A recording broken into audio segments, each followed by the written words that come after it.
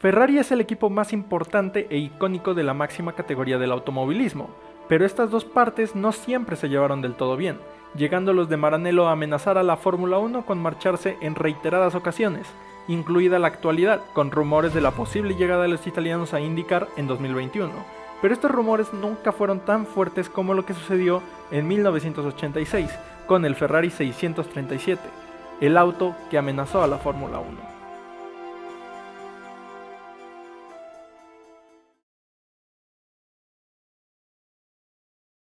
Los inicios de esta historia, que se remontan a 1985, donde la FIA era liderada por Jean-Marie Balestre, quien propuso crear un límite presupuestario para los equipos.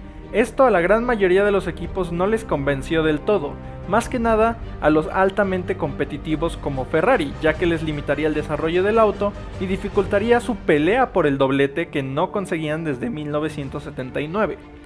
Finalmente, la normativa sobre el límite del presupuesto no fue llevado aquel año, pero más tarde una propuesta sobre la reglamentación en los motores de Fórmula 1 causaría el descontento de la escudería.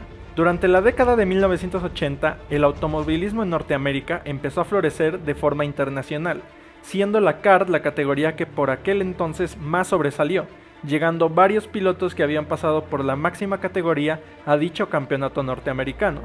Incluso la Fórmula 1 en 1982 tuvo 3 grandes premios en territorio norteamericano, el Gran Premio del Oeste en Long Beach, el de Detroit y el Caesars Palace, pero poco a poco la emoción de aquel país por la Fórmula 1 empezó a decaer y a centrarse más en categorías nacionales, principalmente la anterior mencionada, la kart. Ferrari para 1985 empezó a evaluar seriamente el participar en otra categoría, principalmente en las 500 millas de Indianápolis de aquel año.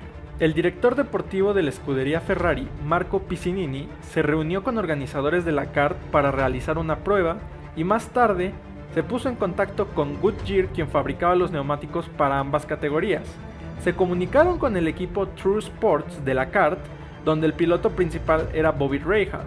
Entre sus intenciones era traer a Adrian Newey para diseñar dicho monoplaza, pero para aquel entonces había firmado con el equipo March, siendo finalmente Gustav Brunner diseñador de aquel proyecto. Tras traer un March 85C Cosworth de la kart para ser probado de forma secreta en Fiorano por Michele Alboreto, pasó a ser desarmado y estudiado, donde tras meses de investigación y cientos de horas en el túnel de viento, perfeccionando la aerodinámica del auto, el Ferrari 637 estaba listo para rodar por primera vez. El monoplaza resultó ser competitivo increíblemente, estando a 4 segundos de un Fórmula 1 de aquella época, y se decía que era superior al resto de autos que participaban en la kart, al igual que ser superior al March 85C, del cual se habían basado en el diseño para crear el Ferrari 637. El auto era notoriamente diferente al resto de monoplazas de aquella categoría americana, pero se ajustaba a la normativa, por lo cual era apto para participar.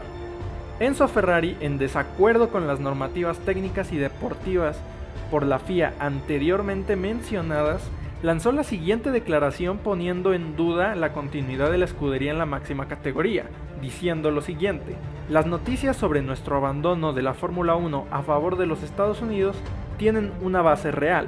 Durante bastante tiempo Ferrari ha estado investigando un programa que le permitiría participar en el campeonato kart y la Indy 500, si la Fórmula 1 no garantiza las reglas técnicas y deportivas que cubren los próximos 3 años.